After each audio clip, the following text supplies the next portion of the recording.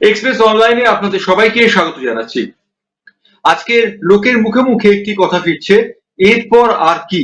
অর্থাৎ আমাদের শিরোনাম আজকের অনুষ্ঠানে এরপর আর কি। কারণ আপনারা সবাই জেনে গেছেন এতক্ষণে যে কলকাতা হাইকোর্ট পশ্চিমবঙ্গ সরকার যে আবেদন পুনর্বিবেচনার জন্য আবেদন জানিয়েছিল সেই আবেদন তারা খারিজ করে দিয়েছে। অর্থাৎ রাজ্যে যে হিংসার পরিস্থিতি রয়েছে প্রকারান্তরে কলকাতা হাইকোর্ট সেই কথা স্বীকার করে নিয়েছেন এবং জাতীয় মানবাধিকার কমিশন যদি রাজ্যে আসেন তাহলে রাজ্য সরকার তাদের সব রকম সাহায্য করতে বাধ্য থাকবেন। একই সঙ্গে রাজ্যপাল জগদীপ ধনকর আজ উত্তরবঙ্গে গিয়ে বলেছেন স্বাধীনতার পর এই রকম হিংসা তিনি আর কখনো দেখেননি, অর্থাৎ ভোটোত্তর হিংসা এরকম ভাবে তিনি প্রত্যক্ষ করেননি। অমিত শাহের কাছে তিনি রিপোর্ট দিয়ে এসছেন, আর তাই লোকের মুখে মুখে একটি কথা, এরপর আর কি। আর এই বিষয় নিয়ে আলোচনার জন্য আমাদের স্টুডিওতে আজকে অত্যন্ত এস্টিমড একটি প্যানেলকে আমরা হাজির করতে পেরেছি। আমাদের সঙ্গে যোগ দিচ্ছেন বিজেপির বিশিষ্ট নেতা গোবিন্দ দুবে। গোবিন্দজিকে আমি স্বাগত জানাবো আমাদের আজকের অনুষ্ঠানে। আমাদের সঙ্গে যোগ দিচ্ছেন তৃণমূল কংগ্রেসের যুব নেতা প্রদীপ সিং, তাকেও স্বাগত জানাবো আমাদের আজকের এই অনুষ্ঠানে। এবং অবশ্যই আমাদের সঙ্গে রয়েছেন মহানন্দা কাঞ্জিলাল, যিনি অধ্যাপিকা এবং রাজনৈতিক সমীক্ষক, তিনি আমাদের সঙ্গে রয়েছেন। এই যে আজকের ঘটনাটি ঘটেছে, আমি প্রথমে প্রদীপ সিং এর কাছে যাব। প্রদীপ সিং, আজকে রাজ্য সরকার একটা বড় মাপের ধাক্কা খেয়েছে হাইকোর্টে। এর আগে সুপ্রিম কোর্ট দুটি খুন এবং তিনটি নারী নির্যাতনের ঘটনা অ্যাডমিট করেছে, অর্থাৎ তারা অ্যাডমিশন করেছে, সেই মামলাগুলি নিয়েছে। কোথাও একটা মনে হচ্ছে যে রাজ্যে যে হিংসার মতো একটা পরিস্থিতি তৈরি রয়েছে, আদালত তা মনে করছে। কি বলবেন প্রদীপ সিং? দাদা, সংবিধানে যা যা আছে সেটাকে যদি খুব ভালো করে অবজার্ভ করেন কিংবা জানার চেষ্টা করেন, তাহলে বিজেপির যে কৌশল রচনা না, এটাতেই ধরা পড়ে যায়। কেন? 541টি মামলার কথা আজকে হাইকোর্ট বলেছে। 541টি মামলা, যেটা জাতীয় নির্বাচন কমিশনের কাছে জমা পড়েছে এবং হাইকোর্টের কাছে কেস হিসেবে গেছে। কিন্তু অদ্ভুত লাগে যখন রাজ্য মানবাধিকার কমিশনের কাছে একটি মামলাও কিংবা একটি অপরাধও লিপিবদ্ধ না করে সেটা জাতীয় মানবাধিকার কমিশনের কাছে যায়, কিংবা তখনই পরিষ্কার একটা চিত্র পাওয়া যায় তাহলে কোনো একটি উদ্দেশ্য প্রণোদিত ভাবেই এটা গেছে।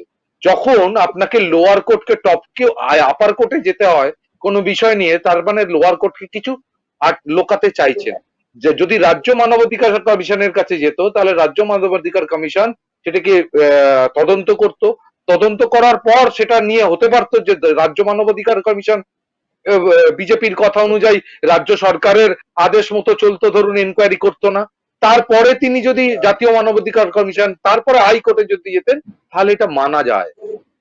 যেখানে জাতীয় মানবাধিকার কমিশনের কাছে 541টি আবেদন চলে গেল, এদিকে রাজ্য মানবাধিকার কমিশনের কাছে তার একটি আবেদনও জমা পড়লো না, তখনই বিজেপির যে ধরনের কৌশলের ভিত্তিতে ওরা রাজ্যকে চালাতে চাইছে কিংবা সমান্তরাল ভাবে এই রাজ্যকে মানে মানুষের কাছে কিংবা দেশব্যাপী একটা ছোট বাজে ঘৃণ্য ছবি তৈরি করতে চাইছে, সেটার যে কৌশল, সেটার যে একটা ঘৃণ্য চক্রান্ত কিংবা ষড়যন্ত্র, সেটা প্রমাণ পাওয়া যায়। প্রদীপ সিং বলেছেন ঘৃণ্য ষড়যন্ত্র অথবা একটা কৌশল বিজেপির, এবং একই সঙ্গে তিনি বলেছেন রাজ্য মানবাধিকার কমিশনকে টপকে কেন জাতীয় মানবাধিকার কমিশনে যাওয়া হলো, রাজ্যের কাছে একটিও মামলা আসেনি। ইতিমধ্যে জানিয়ে রাখি যে কলকাতা হাইকোর্ট 3000-এর বেশি ঘর ছাড়া মানুষকে ঘরে ফিরিয়ে দেওয়ার জন্য রাজ্য সরকারকে বলেছে, এবং তারা বলেছে হিংসার যে ঘটনাগুলি ঘটেছে সেই ঘটনাগুলি সম্পর্কে পুঙ্খানুপুঙ্খ তদন্ত করার জন্য। একই সঙ্গে সুপ্রিম কোর্টের দুটি খুন এবং তিনটি নারী নির্যাতনের ঘটনা জমা পড়েছে, সুপ্রিম কোর্ট সেগুলিকে গ্রহণ করেছে। আমি গোবিন্দ দুবের কাছে যাব। গোবিন্দ দুবে, প্রদীপ সিং যেটা বললেন, রাজ্য মানবাধিকার কমিশনকে টপকে জাতীয় মানবাধিকার কমিশনে কেন, অর্থাৎ দিল্লিতে কেন অভিযোগ, কেন কলকাতার রাজ্য মানবাধিকার কমিশনে নয়, এই প্রশ্নটি সঙ্গতভাবে উঠে আসছে। গোবিন্দ দুবে কি বলবেন? কলকাতা এই এই যে রাজ্য, পশ্চিমবাংলার রাজ্য কাছে মানবাধিকার যে কমিশন আছে তার কাছে যদি কোনো কমপ্লেন করা হয় তাহলে কি হবে, ও সরাসরি ওই সরকারি ও জানিয়ে দেবে রাজ্য সরকারকে। এবার রাজ্য সরকার ওখানকার নিজের বাহিনী লাগিয়ে, হয় পুলিশকে লাগিয়ে, না তো নিজে কর্মীদেরকে লেলিয়ে ওখানকার যে যে কমপ্লেন করেছে তার নামে হেনস্থা করবে, তাকে একবারে ঘর ছাড়া করাবে, তার উপর চাপ সৃষ্টি করবে। এই চাপ সৃষ্টি থেকে বাঁচার জন্যে এই এই এখান থেকে মানে রাজ্য সরকারের উপরে রাজ্য মানব অধিকার যে আছে এখানে, যার জন্য কোনো কমপ্লেন এখানে পড়ে না, সব কমপ্লেন সরাসরি ডাইরেক্ট চলে গেছে একবারে দিল্লিতে। দিল্লিতে যাওয়া একমাত্রই কারণ হলো যে এখানে যদি পশ্চিমবাংলা রাজ্য যে মানব অধিকার আছে তার complaint পড়ে, তাহলে ওইটাই হবে, সব হাঁপে যাবে। আর ফাঁস হয়ে যে কমপ্লেন করেছে তার উপরে তাদের পুলিশ বা নিজের কর্মীকে লেলিয়ে দেওয়া হবে। আর তারপরে প্রদীপ বাবু বললেন 500 কত 535টা হয়েছে, এই 535টা হয়েছে, কমপ্লেন হয়েছে রাজ্য সরকার কাছে, রাজ্যে, হ্যাঁ 535 তো আপনি 541 বলবেন, যেহেতু আমি 535 বলবো, যাই হোক এটা এটা কোনো না কোনো একটা ফিগার হবেই হবে। এটা হাইকোর্ট বলেছে, এটা হাইকোর্ট বলেছে, তবে জাতীয় মানবাধিকার কমিশন বলেছে, আমি বলছি না। ঠিক আছে, এই যে পশ্চিমবাংলা এখন যা পরিস্থিতি চলে এসেছে, যদি কোর্ট না থাকতো, যদি হাইকোর্ট না থাকতো, আর যদি সেন্ট্রাল গভর্নমেন্ট না থাকতো, তাহলে পশ্চিমবাংলার জনগণের কথা শোনার জন্য কেউ নেই। এখানে মানুষ দিন পর দিন হেনস্থা হবে আর একবারে লজ্জিত হয়ে যাবে, এখানে কেউ তাকে সামাল দেওয়ার মতো লোক নেই। এই রাজ্যে যেখানে গভর্নর মানুষের যাদের অসুবিধা হয়েছে, যারা ঘর ছাড়া হয়েছে, 1 লাখের উপরে লোক ঘর ছাড়া ছিল, এখন অনেক ফেরত চলে এসছে, তাও কি মাইক লাগিয়ে, মাইকের উপরে টোটোর উপর চোং লাগিয়ে ওকে বলতে হচ্ছে যে আর আমি জীবনে বিজেপি করব না, আমরা বিজেপি করে ভুল করেছি, এবার আমরা টিএমসি করব, টিএমসি ভালো পার্টি, যার জন্য ওদেরকে আবার ফের ঘরে থাকতে দেওয়া হয়েছে। তাও এখনো 30,000 লোক ঘর ছাড়া আছে, পশ্চিমবাংলা ছেড়ে অন্য রাজ্যে গিয়ে আশ্রয় নিয়েছে। আর এই রাজ্যে যে গভর্নর আছেন, এত কষ্ট, মানুষের কষ্ট দেখে, অসুবিধা দেখে নিজের চোখ থেকে জল পড়ে গেছিল, তাও এই রাজ্য সরকার এই নিমিষ মাত্র কোনো খোঁজ খবর নিল না, আর একবারে বলে দিচ্ছে এসব সাজানো ঘটনা। স্টার্টিং থেকেই এখানে পশ্চিমবাংলা রেপ হয়ে যায়, তারপরে এখানকার মাননীয় বলে দেন এটা সাজানো ঘটনা। তাই এখানে মানুষের প্রাণ চলে যাচ্ছে, মানুষ ঘর ছাড়া আছে, ঘর বাড়ি ভাঙচুর হয়ে যাচ্ছে, দোকান লুটপাট হয়ে যাচ্ছে, এখানে তাদের কোনো নিরাপত্তা নেই। নিরাপত্তা আছে একমাত্র যে রাজ্য সরকার যে কর্মী আছে তাদের নিরাপত্তা আছে, তাদের পার্টি কর্মীগুলোকে ভালোভাবে সেফগার্ড করে রাখবে। আর বিরোধীকে একবারে মেরে মেরে পশ্চিমবাংলা ছাড়িয়ে দাও, না হলে ওদেরকে নিজে দলে ঢুকিয়ে নাও। এখন এই পরিস্থিতিতে, এই পলিসিতে পশ্চিমবাংলা মাননীয় চালাচ্ছেন। যে প্রদীপ সিং যে কথা বললেন তার অপোজিট এবং ডায়াগোনাল অপোজিট বললেন গোবিন্দ দুবে। এখানে অ্যাডজুডিকেটর হিসেবে আছেন রাজনৈতিক সমীক্ষক মহানন্দা কাঞ্জিলাল। আমি মহানন্দা কাঞ্জিলালের কাছে যাব। মহানন্দা, আপনার কাজটা অত্যন্ত দুরূহ, কারণ দুপক্ষ রয়েছে এখানে। আজকে কলকাতা হাইকোর্ট যে রায়টি দিয়েছে, হাইকোর্ট আমরা জানি যে বিভিন্ন ক্ষেত্রে কোর্টের কাছে যাওয়াটা ইদানিংকালে লেজিসলেশনের একটা অভ্যাস হয়ে গেছে। কলকাতা হাইকোর্ট আজকে রায় দিয়েছে যে তারা পশ্চিমবঙ্গ সরকারের আবেদনটাকে খারিজ করে দিল। অর্থাৎ তারা মনে করছে পশ্চিমবঙ্গে বা কলকাতাতে হিংসার বাতাবরণ তৈরি রয়েছে। কি বলবেন মহানন্দা? দেখুন, প্রথমে আমি একটা কথা বলবো, সবাইকে শুভ সন্ধ্যা জানাচ্ছি। সেটা হচ্ছে যে আমাদের দেশের এখন একটা ট্রেন্ড হয়ে গেছে, প্রত্যেকটা ব্যাপারে আমাদের বিচারক বা হাইকোর্ট বা সুপ্রিম কোর্ট এদের উপরে, এদের ভার্ডিক্টের উপর নির্ভর করে আমাদের চলতে হচ্ছে। সেটা করোনাই বলুন কি অন্যান্য ইস্যুই বলুন, এবং আমাদের বিচার ব্যবস্থার উপরে আমাদের জনগণের, সাধারণ নাগরিকদের যথেষ্ট ভরসা আছে, আস্থা আছে বলে অন্তত আমি মনে করি। এবারে যেটা হচ্ছে যে ডেমোক্রেসিতে এটা সবসময় কাম্য নয়। হাইকোর্ট, সুপ্রিম কোর্ট এদের খুব গুরুত্বপূর্ণ দায়িত্ব আছে কতগুলি ইম্পর্টেন্ট মামলা সলভ করার, কিন্তু প্রত্যেক ব্যাপারে যদি হাইকোর্টকে হস্তক্ষেপ করতে হয় তাহলে কিন্তু সেটা গণতন্ত্রের পরিপন্থী বলে আমি মনে করি। এবারে যে প্রশ্নটা উঠেছে যে এই আজকে রায় ইত্যাদি নিয়ে, যে প্রথমত এটা খুব আশ্চর্যজনক ঘটনা যে সুপ্রিম কোর্ট এবং যেটা বলা হচ্ছে যে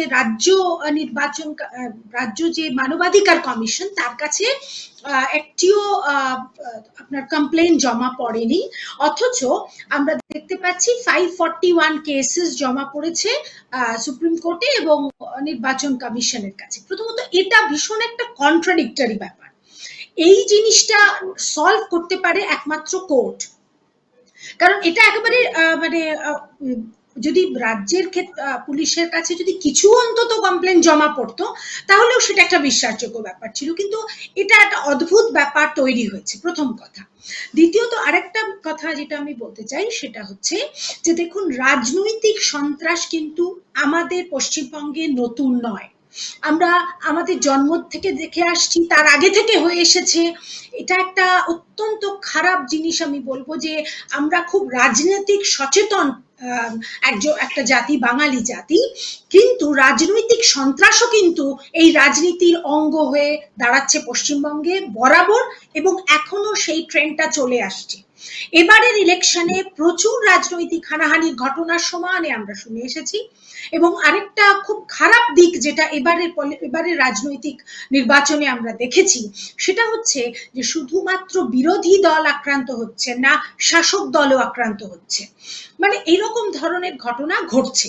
কাজে এখানে একেবারে রাজনৈতিক সন্ত্রাস হচ্ছে না বা কোনো ঘটনা ঘটছে না এটা বলা বোধহয় মানে আমার মনে হয় ঠিক হবে না, কিন্তু সেটা কতখানি এফআইআর হচ্ছে, কতটা রাজ্য প্রশাসনের কাছে কমপ্লেন আসছে সেটা দেখার।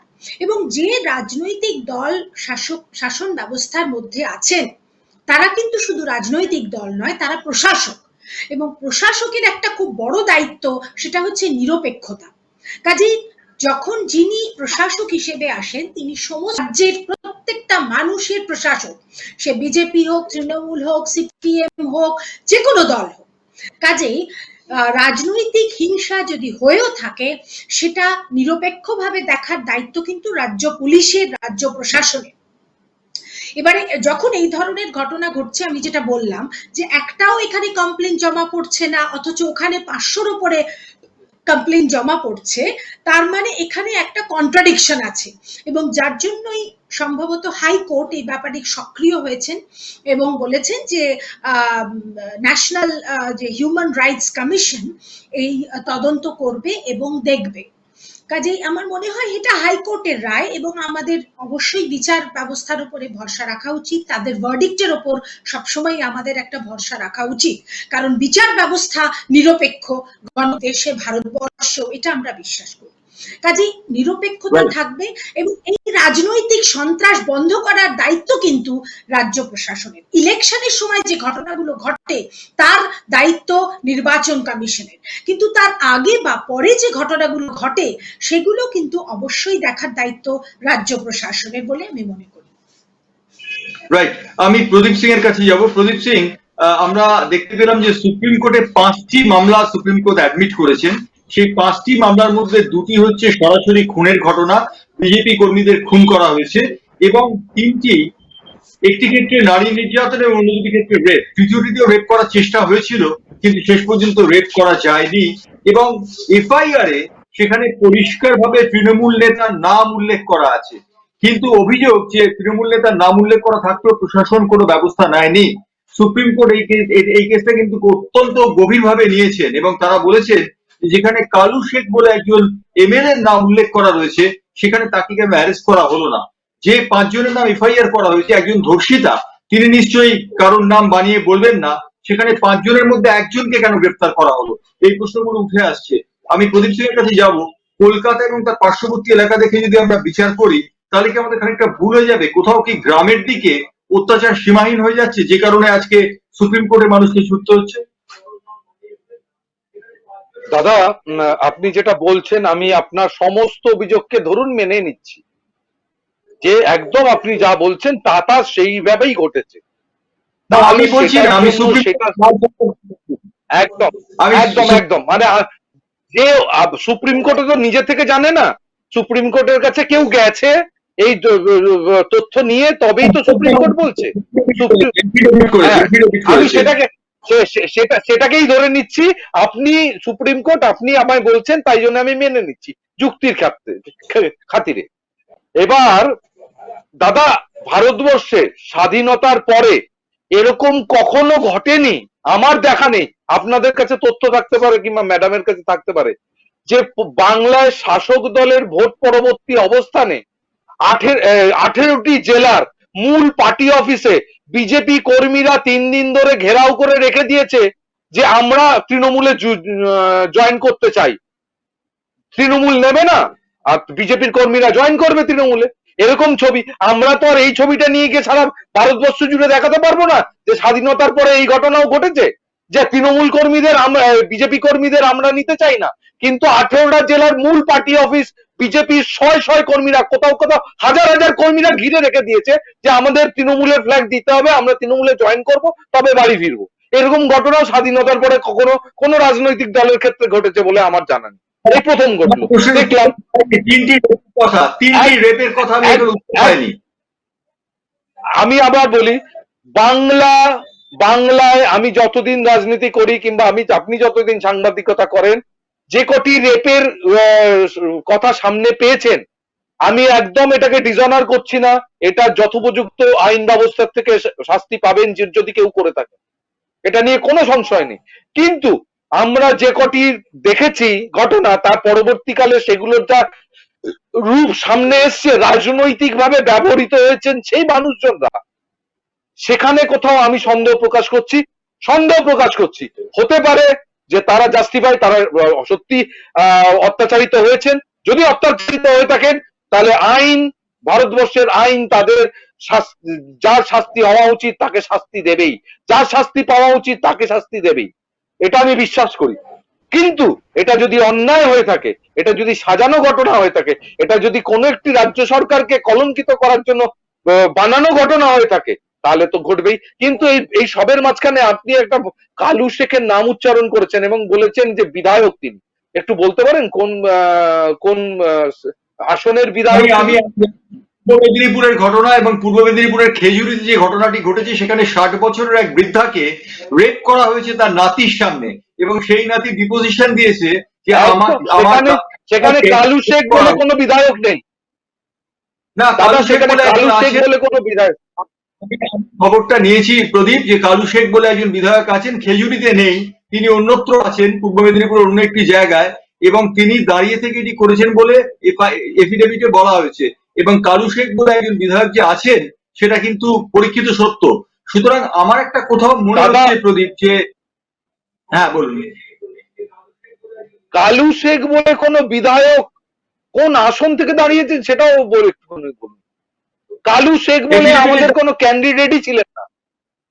এফিডেভিটে পরিষ্কারভাবে সেটা বলা হয়েছে, কালু শেখ বলে আমাদের কোনো প্রার্থী ছিলেন না, কালু শেখ বলে কোনো প্রার্থী আমাদের ছিলেন না।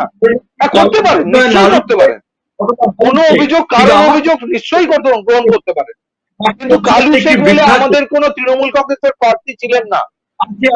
প্রদীপ বাবু, আপনি একটু খোঁজ নেবেন আজকের অনুষ্ঠানের পর, আপনি খোঁজ নিলে জানতে পারবেন, এবং আপনি তালিকাটা দেখলে 294 জনের নাম তো আপনার মুখস্থ রাখা সম্ভব নয়। 294, 213 জনের নাম রাখা সম্ভব নয়। সুতরাং আপনি একটু খোঁজ নেবেন, যদি এফিডেভিটটা রেখে নেবেন সুপ্রিম কোর্টে, তাহলেই আপনি বুঝতে পারবেন। আমি গোবিন্দ দুবের কাছে যাব। আপনি যদি একটু বিধানসভাটা বলতে পারেন তাহলে ভালো হয়, একটু যদি বিধানসভাটা বলে দেন। আমরা পরবর্তী পর্বে আপনাদের নিশ্চয়ই জানিয়ে দেবো। তবে আবার জানিয়ে দিচ্ছি, সুপ্রিম কোর্টে যে এফিডেভিট করা হয়েছে, সেই এফিডেভিটে পরিষ্কারভাবে বলা হয়েছে যে স্থানীয় তৃণমূল নেতা এবং বিধায়ক কালু শেখ সেখানে ঘটনাস্থলে ছিলেন। আমি এই প্রসঙ্গে আসছি, আমি হতে পারে, স্থানীয় তৃণমূল নেতা হতে পারে, কিন্তু বিধায়ক নয়। পরিষ্কার বলা আছে তিনি জয়ী প্রার্থী। আমি হয়তো তারা ভুল বলেছেন, আমি মানছি, জয়ী প্রার্থী বলে তাকে উল্লেখ করা হয়েছে। আমি গোবিন্দ দুবের কাছে আসছি। গোবিন্দ দুবে যে কথা প্রদীপ সিং বলেছেন, প্রচ্ছন্নভাবে একটি কথা বলেছেন। আজকে রাজ্যপাল উত্তরবঙ্গে গিয়ে বলেছেন স্বাধীনতার পরে এইরকম ঘটনা তিনি কখনো দেখেননি। যেটা প্রদীপ সিং বলেছেন যে স্বাধীনতার পরে এরকম ঘটনা হয়েছে কিনা মহানন্দা কাজিলা অথবা জয়ন্ত চক্রবর্তী বলবেন, আমরা শুনে নেব। রাজ্যপাল এই যে কথাটা বলেছেন স্বাধীনতার পরে ঘটেনি, আমরা স্বাধীনতার পরে পশ্চিমবঙ্গে প্রচুর সন্ত্রাস দেখেছি, ভোটার সন্ত্রাস। সুতরাং রাজ্যপালকে কোথাও দেখে মনে হচ্ছে তিনি পার্টিসান, তিনি কোথাও একটা বিজেপির পক্ষ নিয়ে ইনিংস খেলবেন বলে তিনি রাজি হয়ে গেছেন এবং সব জায়গায় তিনি বিজেপির হয়ে কথা বলছেন। তিনি যে গেছিলেন বিভিন্ন জায়গায়, কোনো তৃণমূল কর্মীর বাড়িতে তো যাননি যারা নিগৃহীত হয়েছে বা মারা গেছে। তিনি বেছে বেছে বিজেপির বাড়িতে গেলেন কেন? এই প্রশ্নটা কি উঠবে না গোবিন্দ দুবে? না, জয়ন্তবাবু আপনার কথাটা বলছেন, আপনার কথাটা একটা যুক্তি আছে, তবে আমি যে কথাটা বলতে চাইছি আপনাকে, যে পশ্চিমবাংলা যদি আজকে গভর্নর এই জিনিসটাকে তুলে না ধরতেন, তাহলে এটা ধরে রাখতেন। একবার আমরা জেনে নিয়েছিলাম যে এবারে ধামা চাপা হয়ে গেছিল আমাদের কর্মী, তার কোনো সুবিচার হতো না, তারা এইভাবে ঘর বাড়ি ছেড়ে ছেড়ে বাইরে ঘুরে বেড়াতো। আজকে আমরা একটা ভেতরে মনে মনে একটা গর্বিত মনে করছি পশ্চিমবাংলা একটা জনগণ হিসাবে, যে এই ধরনের একটা মানুষ দরদি একটা গভর্নর রাজ্যপাল এখানে আছেন, যিনি গ্রামে গ্রামে, ওনার কি দরকার গ্রামগঞ্জে ঘুরে বেড়ানো? উনি তো ভালোই এখানে বসে আছেন রাজভবনে, কিন্তু উনি টের পেয়েছেন এই জিনিসটা, যে পশ্চিমবাংলা অনেক লোক ঘর ছাড়া হয়ে গেছে। ভোটের পরে সন্ত্রাস শুধু একমাত্র পশ্চিমবাংলায় আছে, এর আর অন্য কোনো জায়গায় এতটা সন্ত্রাস নেই। আর এই সন্ত্রাসটা 34 বছর বামফ্রন্ট শাসন করে দিয়েছিল, বামফ্রন্ট শাসন দেখিয়ে গেছে। আর এই সন্ত্রাসটা ওই রাস্তার উপরে এই মাননীয়া ওনার দল একবারে ছুটে ছুটে বেরিয়ে যাচ্ছে। আজকে আমরা কৃতজ্ঞ আছি এই গভর্নরে, যে গভর্নর সাহেব অন্তত গ্রাম বাংলায় গিয়ে এই জিনিসটাকে প্রকাশ্যে আনলেন, আর সাংবাদিকগুলোও এগুলোকে দেখাচ্ছে। এটা আমরা খুব মানে ভেতর থেকে নিজেকে একবারে গর্বিত মনে করছি, যে পশ্চিম বাংলা জনগণও জানতে পারছে না। তো আগে তো শুধু বিজেপি কর্মীগুলো মার খেত আর ঘর বাড়ি ছেড়ে পালিয়ে থাকতো, কিন্তু কেউ খবরও দেখাতো না, কোনো জায়গায় টের পাওয়া যেত না। এখন তো অন্তত মিডিয়া বা অন্য জিনিস দেখাচ্ছে যে হ্যাঁ, এত লোক ঘর বাড়ি ছেড়ে পালিয়েছে, অন্য জায়গায় গিয়ে আশ্রয় নিয়েছে। আর উনি যে প্রদীপ বাবু একটা কথা বললেন আপনাকে, যে হাজার হাজার মানুষ পার্টি অফিস ঘেরাও করে রেখেছে, যে আমাদেরকে টিএমসি তে নিয়ে নাও, আর টিএমসি নিচ্ছে না। উনি ঠিকই বলছেন, হাজার তো উনি কম সংখ্যা বললেন, এখানে 10,000 আর 15,000-এর ব্যাপার আছে। কারণ ওরা বাড়িতে থাকতে পারছে না, তো ঘর বাড়ি ছেড়ে ওদেরকে পালিয়ে যেতে হবে। তা আমি যদি ঘর বাড়ি ছেড়ে পালিয়ে যাই, তাহলে আমি কি করব? হ্যাঁ, আমি তো গিয়ে যার জন্য পালাচ্ছি সে তাদের গিয়ে পার্টি অফিস ঘেরাও করে রাখবো, যে ভাই আমাদেরকে নিয়ে নাও। এখন তো নিজে যান বাঁচাই, তারপরে যা হবে দেখা যাবে। আমি আসবো গোবিন্দবাবু আপনার কাছে। একটা প্রশ্ন। আলিপুরদুয়ারে গোটা বিজেপি তৃণমূল কংগ্রেসে যোগদান করেছে, এবং সেটা বলা হচ্ছে মুকুল রায়ের কৃতিত্বে, কিন্তু গোটা বিজেপি তৃণমূল কংগ্রেসে যোগদান করেছে। আমি মহানন্দার কাছে চলে আসবো এই বিষয়ে। মহানন্দা, প্রদীপ একটা খুব ইম্পর্টেন্ট কথা বলেছে, যে যদি পশ্চিমবঙ্গে এরকম হিংসার বাতাবরণ হবে, তাহলে বিজেপি কর্মীরা, বিজেপি নেতারা কেন তৃণমূলে চলে আসতে চাইছেন? এর দুটি কারণ হতে পারে। একটা হচ্ছে তাদের বোধোদয় হয়েছে, দ্বিতীয় কারণটা হচ্ছে তারা অত্যাচারিত হচ্ছে। মহানন্দা, রাজনৈতিক সমীক্ষক হিসেবে আপনার কি মনে হচ্ছে?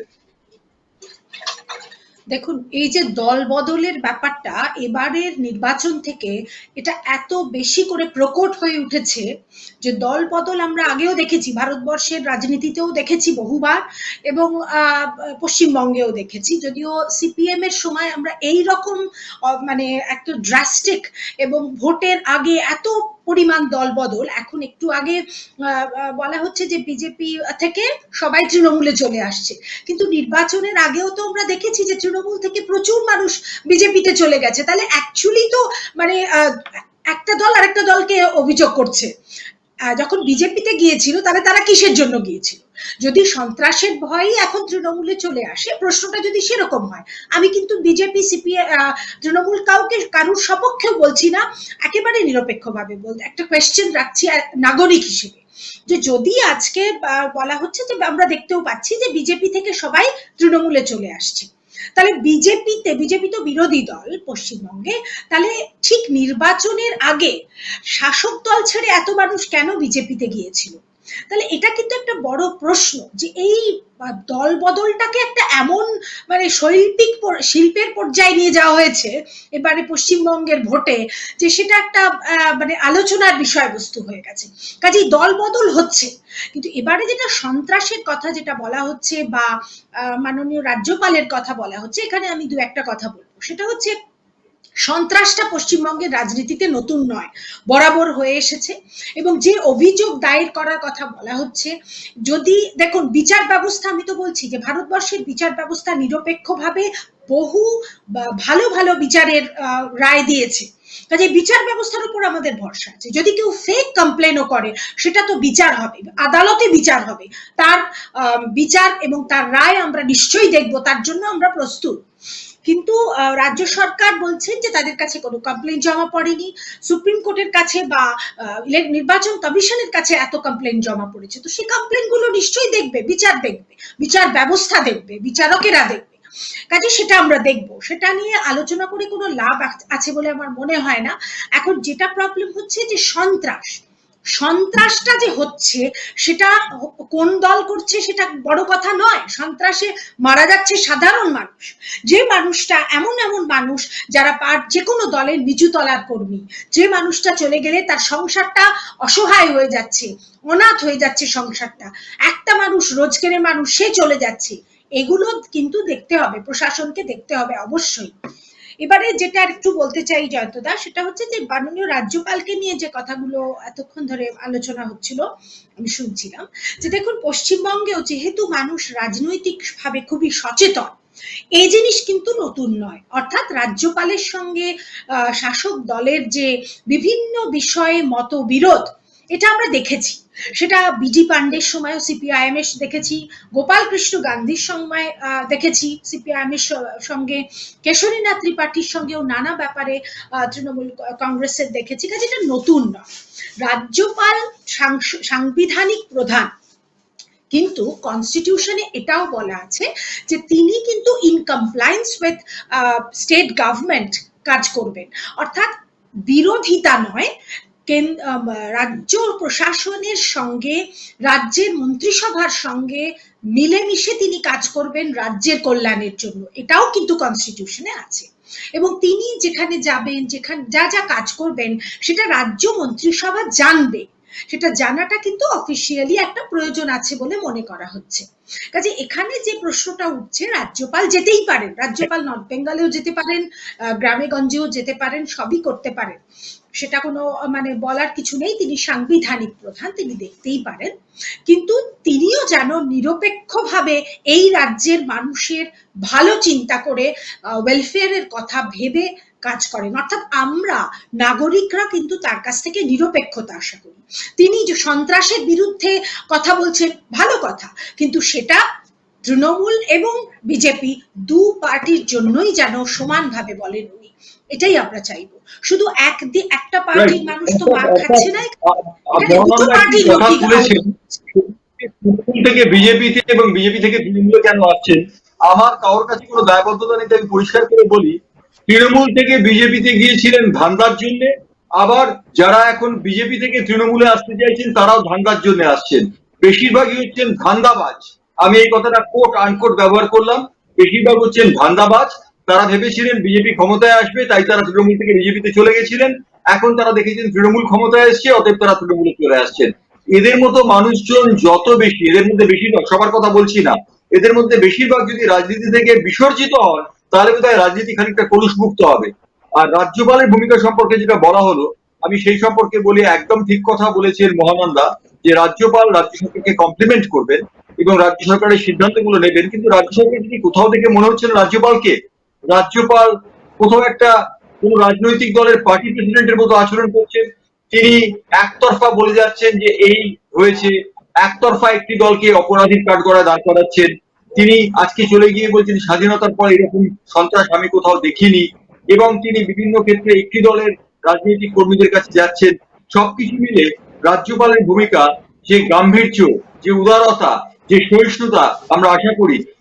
জগদীপ ধনকর, আমরা জানি অতীতের রাজ্যপালদের অনেকের সঙ্গে সংঘাত হয়েছিল, কিন্তু আজকের রাজ্যপাল যে ভূমিকাটা নিচ্ছেন, কোথাও থেকে মনে হচ্ছে তিনি পার্টিশন, এই জায়গাটা আমি প্রথমে প্রদীপ, তারপর আমি আসবো গোবিন্দ দুবের কাছে। কি বললেন প্রদীপ? আমি একটা কথা বলতে চাই জয়ন্তদা, একটা কথা আমার হঠাৎ মনে পড়লো যে গোপাল কৃষ্ণ গান্ধী যিনি মাননীয় রাজ্যপাল ছিলেন, আপনারা সবাই জানেন যে 2006 সালে যখন এরকম একটা উত্তাল অবস্থা মানে বঙ্গ রাজনীতিতে, তিনি একটা মিটিং অ্যারেঞ্জ করেছিলেন মমতা ব্যানার্জি এবং বুদ্ধবাবুর সঙ্গে।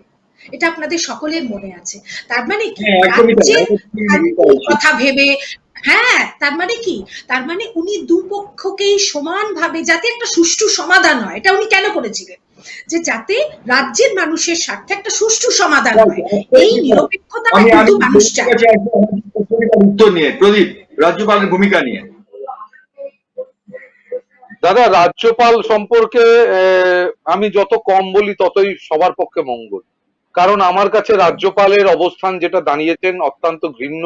মানে পাগলে কিনা বলে ছাগলে কিনা খায়। এখন ওনাকে বিজেপির নেতা হতে হবে, ওনার কি কি লক্ষ্য উদ্দেশ্য আছে জীবনে আমি জানি না। উপরাষ্ট্রপতি হবেন কি রাষ্ট্রপতি হবেন সেই প্রাইজ পাওয়ার জন্য, কাউন্টিং বাড়ানোর জন্য বিজেপি সমস্ত নেতারাই ঘরে ঢুকে বসে আছেন। আমি গোবিন্দদার কাছে আমি একটা প্রশ্ন রাখতে চাই দাদা। 2014 সালের আগে যারা স্বীকৃত বিজেপি লিডার কিংবা বিজেপি কর্মী ছিল, তারা আজকের দিনে যদি কোথাও মার খায় কিংবা অত্যাচারিত হয়, তাদের একজনের, সেই নেতৃত্বের একজনের নাম বলুন। তা সেই নাম বলতে পারবেন না গোবিন্দদা।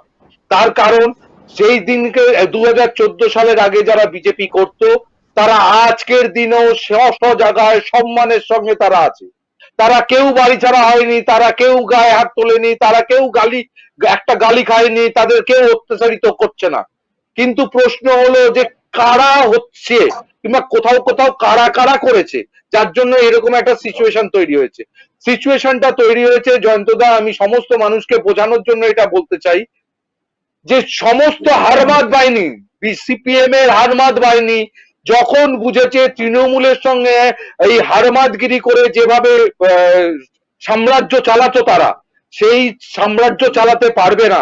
তারা সবাই এক দলে, তলার থেকে শুরু করে ওপর মহল পর্যন্ত সবাই বিজেপিতে যোগদান করে 2014 সালের পরে, এবং তাদের প্রকট আকার রূপ ধারণ করে, যেটা বিজেপির মধ্যে আজকে অন্তর্কলহ রূপে দেখা দিচ্ছে বিজেপির মধ্যে। সেই হারমাদেরা কোথাও সেই বিজেপি নেতাদের, সেই পুরনো সেই বিজেপি নেতাদের সরিয়ে দিয়ে নিজেরা জায়গা দখল করতে চাইছে, তারা সেই ক্ষমতা ভোগ করতে চাইছে। সেই জন্য অন্তর্কলহ বিজেপির মধ্যে বিকট আকার ধারণ করেছে। সেইটারই রিফ্লেকশন কোথাও পড়ছে এখানে।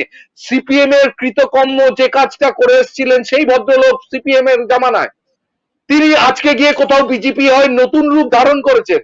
সে তৃণমূল কংগ্রেস সেই দিনকেও সেই ব্যক্তি সেই লোকটির নামে লড়াই চালিয়ে গেছে, সেই ব্যক্তি সেই লোকটির নামে আজকের দিনেও লড়াই চালিয়ে যাচ্ছে। মুশকিল হয়েছে, শুধু রূপ ভেদ হয়েছে, সিপিএম এর হারমাদদের থেকে বিজেপির হারমাদে তৈরি হয়েছে।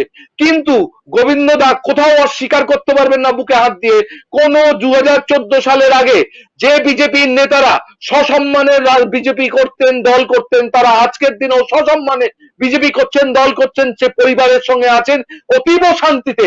কিন্তু তারা যেই ওপর থেকে আসা কিছু উস্কানি প্রস্তাব, উস্কানি বুদ্ধি, উস্কানো অবস্থানকে শুধু প্রশ্রয় দেওয়ার জন্য তারা টিভি চ্যানেলের মধ্যে সেই কথা বলছেন।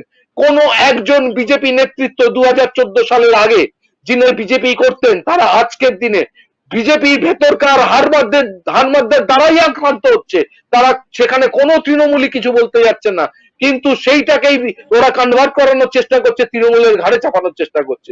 এর মাঝখানেও প্রচুর মানুষ এসে কেউ কেউ বলছে আজকে বাংলাকে ভাগ করব জঙ্গলমহল দিয়ে, আজকে বাংলাকে ভাগ করব উত্তরবঙ্গ দিয়ে। সেটার পেছনেও যদি খুব ভালো করে বিশ্লেষণ করা যায় জয়ন্তদা, তাহলে বিচার করে দেখুন তাদের যে লোকসভা আসন, তৃণমূল কংগ্রেস সব থেকে বেশি আসনে জিতেছে।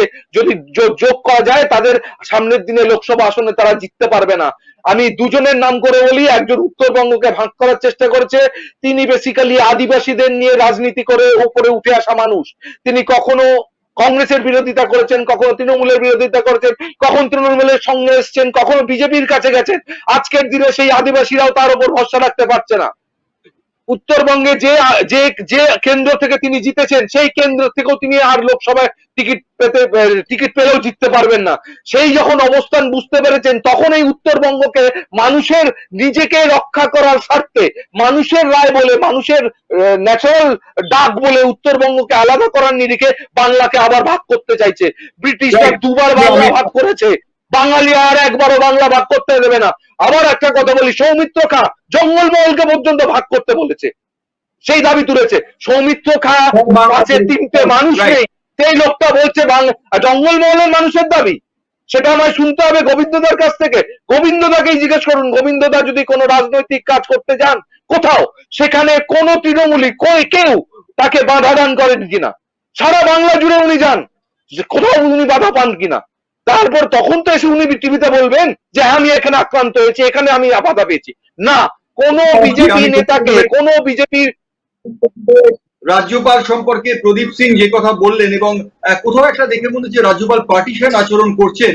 তিনি যদি নিরপেক্ষ হতেন, যেটা মহানন্দা বললেন, তিনি একটা সবাইকে মিটমাট করার মতো জায়গা তৈরি করতে, কিন্তু তিনি যেন দেখে মনে হচ্ছে মিটমাটটা চান না। তিনি চান মমতা বন্দ্যোপাধ্যায় সরকারকে ক্ষমতাচ্যুত করার জন্য এবং রাষ্ট্রপতি শাসন চালু করার জন্য।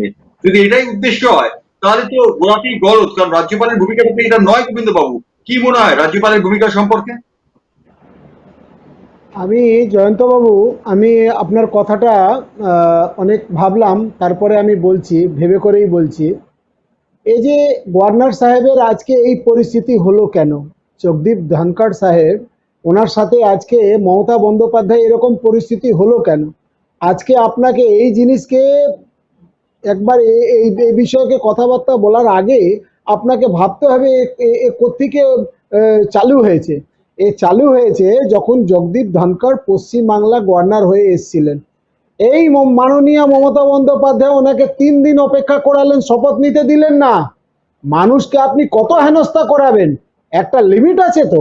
তারপরে তারপরে এই ওখানে দুর্গাপুজো কার্নিভাল হয় রেড রোডে, দুর্গাপুজো কার্নিভালের লাইভ যে প্রোগ্রামগুলো চলছে সেখানে উনি নিজে বসে আছেন, নিজের মন্ত্রীদেরকে নিয়ে বসে আছেন, আর রাজ্যে একটা গভর্নর তাকে একটা কোনায় বসিয়ে দিয়েছেন, এক সাইডে কোনো কোনায় বসিয়ে দিয়েছেন। তিনি কি করলেন, 3 ঘন্টা ওই লাইভ প্রোগ্রামটা দেখতেই পারলেন না। আর যেই প্রোগ্রাম শেষ হলো, ওনার এতটাও সাহস ছিল না তখন যে উনি বলেন যে আমার সাথে এরকম হয়েছে।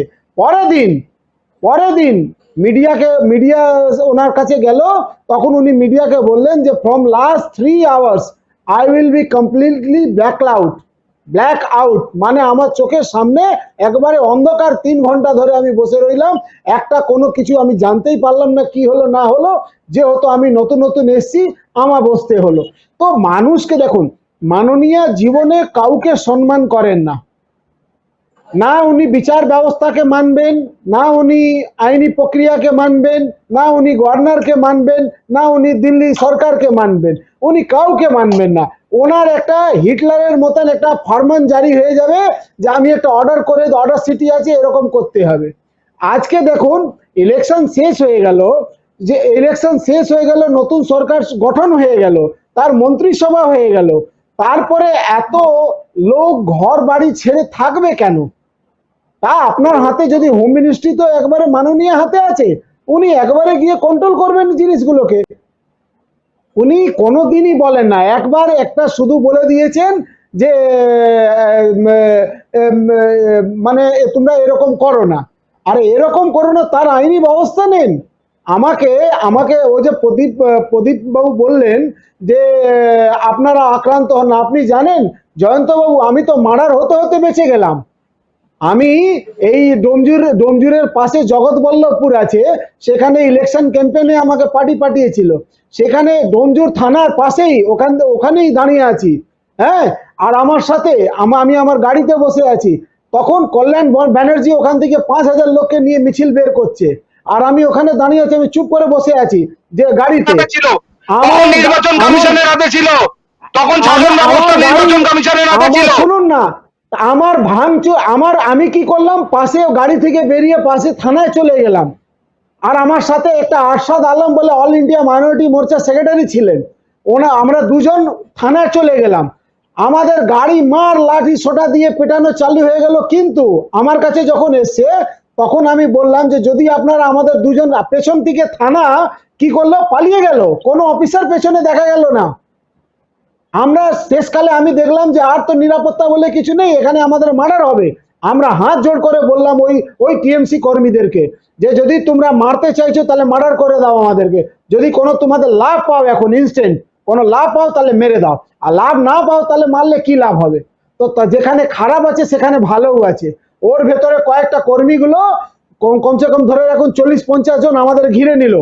আর যে সব মুসলিম ছেলেগুলো, আমি নাম দিয়ে বলছি, সব মুসলিম ছেলেগুলো, হালিম, ওই চত্রে মুক্তার, হালিম, আনোয়ার, এসব ছেলেগুলো ওদেরকে ঠেলে ঠেলে ওখান থেকে হাঁটালো।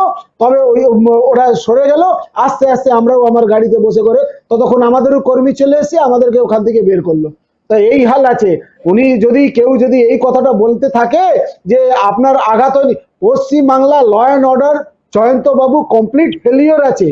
আর আপনি বলছেন তো যে এই যে গভর্নর চলে যাচ্ছেন শুধু বিজেপি কর্মীদের কাছে না, ওনার চোখে যে কোনো প্রোগ্রাম, যে কোনো অভিযোগ যদি ওনার চোখে পড়ছে উনি সেখানেই যাচ্ছেন, কিন্তু আপনাদের চোখে ওই জিনিসটা ধরা পড়ছে না।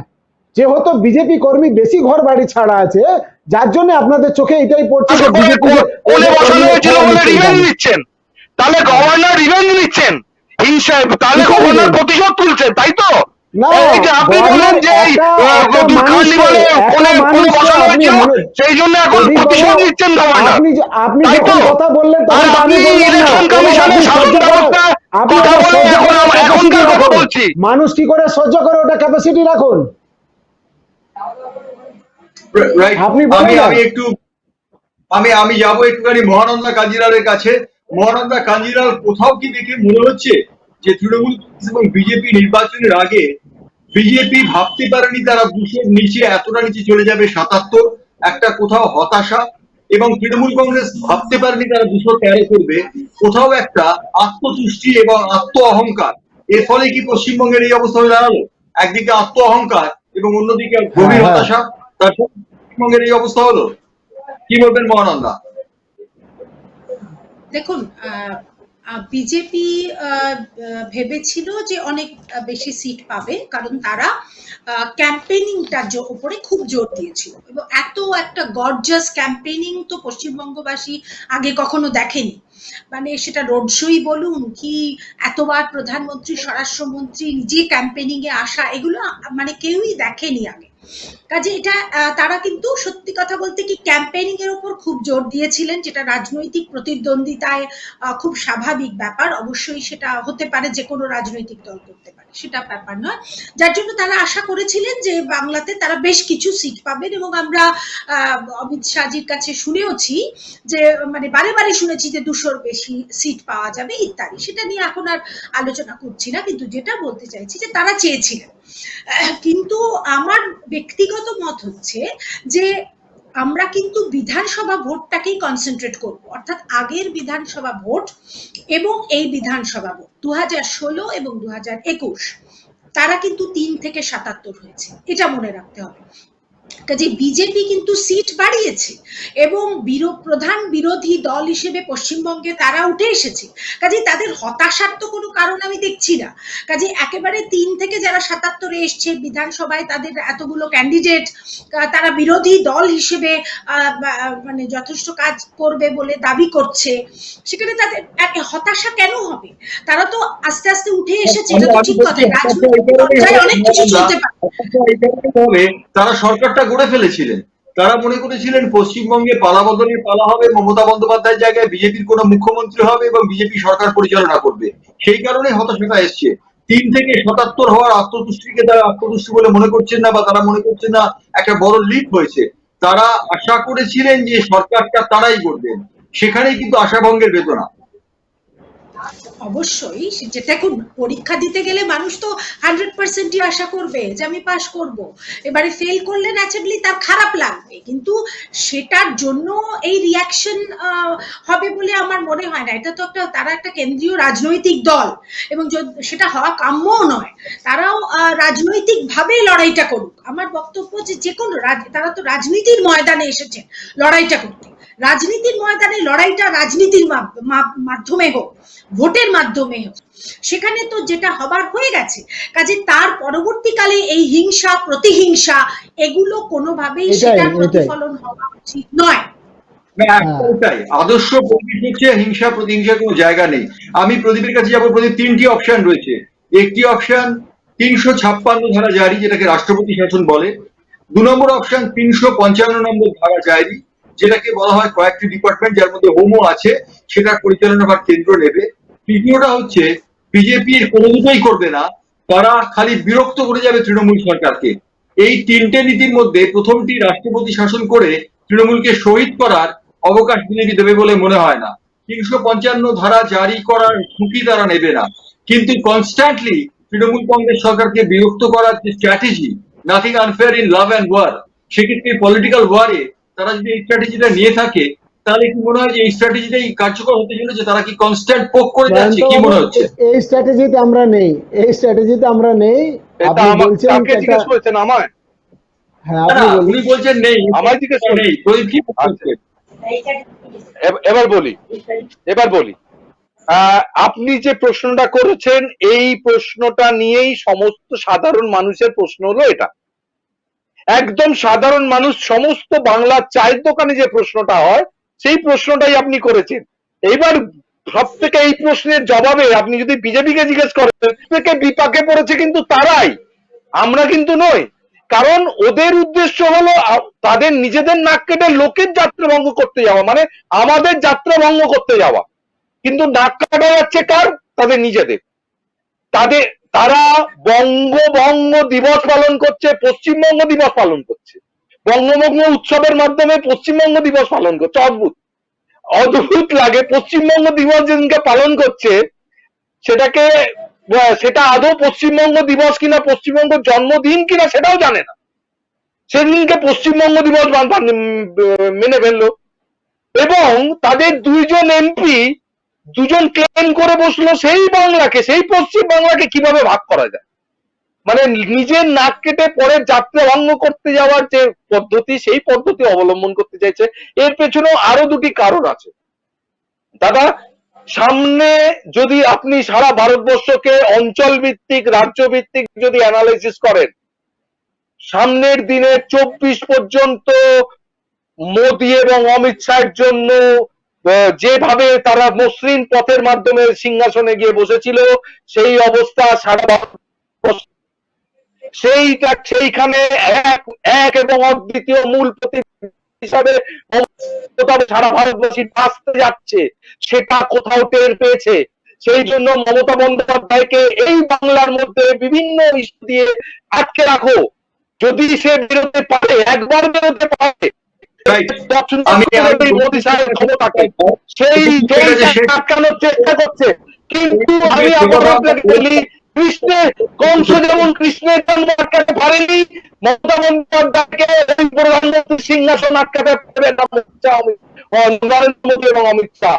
সারা বাংলা যেমন নিজের বেঁকে চেয়েছে, আবার মমতা বন্দ্যোপাধ্যায়কে চাইবে প্রধানমন্ত্রী করার জন্য। কি বলছেন?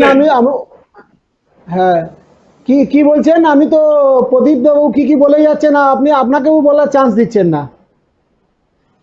না বলুন, আপনি বলুন, খুব দ্রুত বলবেন, সময় নেই।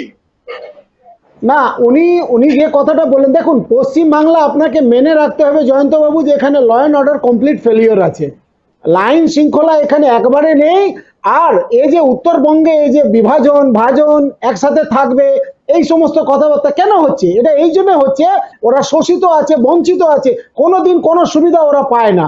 ওরা সুবিধা পায় না, যার জন্য ওদের মাথায় এটা ঢুকে আছে যে পশ্চিমবাংলার সাথে থেকে আমাদের কোনো উদ্ধার হবে না, কোনো লাভ আমরা পাবো না, যার জন্য ওরা এই আওয়াজটা তুলে যাচ্ছে। কিন্তু আমরা পশ্চিমবাংলা বিভাজন চাইছি না, তবে এটা চাইছি ল অ্যান্ড অর্ডার পশ্চিমবাংলায় একবারে থাকুক। সমস্ত কেসগুলো খতিয়ে দেখবে, দুধ কা দুধ পানি কা পানি করবে। আমাদের বিশ্বাস রাখতে হবে জাতীয় মানবাধিকার কমিশনের উপর, কারণ কোর্ট তাদের দায়িত্ব দিয়েছে। এবং আমরা জানি যে ভারতবর্ষের রাজনীতিতে লেজিসলেশনের থেকেও আইন ব্যবস্থা অর্থাৎ কোর্ট, জুডিশিয়ারি অনেক বড় ভূমিকা পালন করছে। আমরা সেই দিকে তাকিয়ে থাকবো। তবে আজকে যেহেতু আর সময় নেই, বারান্তর আমরা এই নিয়ে আলোচনা করবো। ধন্যবাদ গোবিন্দ বাবু, ধন্যবাদ প্রদীপ বাবু, ধন্যবাদ মহানন্দা কাঞ্জিলাল আমাদের সঙ্গে আজকের অনুষ্ঠানে যোগ দেওয়ার জন্য। নমস্কার আপনাদের, নমস্কার।